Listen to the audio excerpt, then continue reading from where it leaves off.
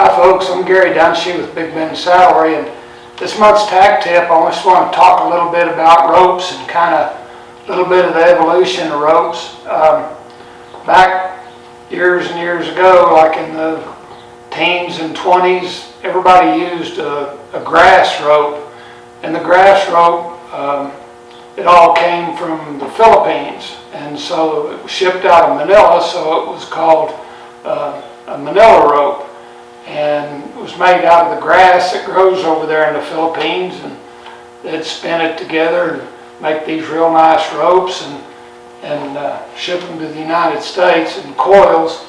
And the very best was called silk Manila. It had the very best feel, and that's what all the calf ropers and steer ropers wanted, was the silk Manila. But they had a problem with it breaking a lot in the rodeo arena and on ranches too. About that time they invented the nylon rope, and so the nylon rope got to be the rope of choice by most people because it was so much stouter. They liked the way the grass rope felt, but it wasn't as dependable as the nylon. That's about when I went to work in the shop in 1971. We kept a coil of each, and the old timers, they wouldn't use the nylon because they just didn't like the way it felt. But everybody that was dally roping wanted the nylon. And dally roping had just kind of come to this part of the world from the west. Prior to that, most everybody tied off in this part of the world. And if you went to a roping, it was a tie the knot roping, where the header got off and tied the steer's two hind legs together.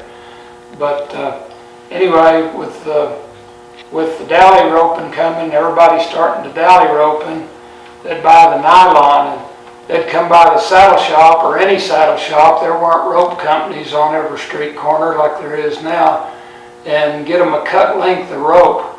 And they'd get, just come in whatever they preferred, 28 feet if they were tying off, or 35 to 45, 50 feet if they were dallying.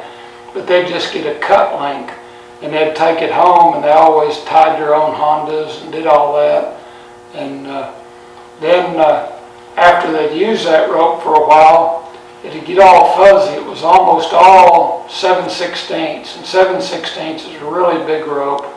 And whenever it got all fuzzed up, it wasn't much fun to use. There was a lot of wind resistance on that old big thing and all that fuzz on it. So after they wore one end out, their loop end, well, the other end that they'd been dallying with, still fairly slick like this rope, not as fuzzy.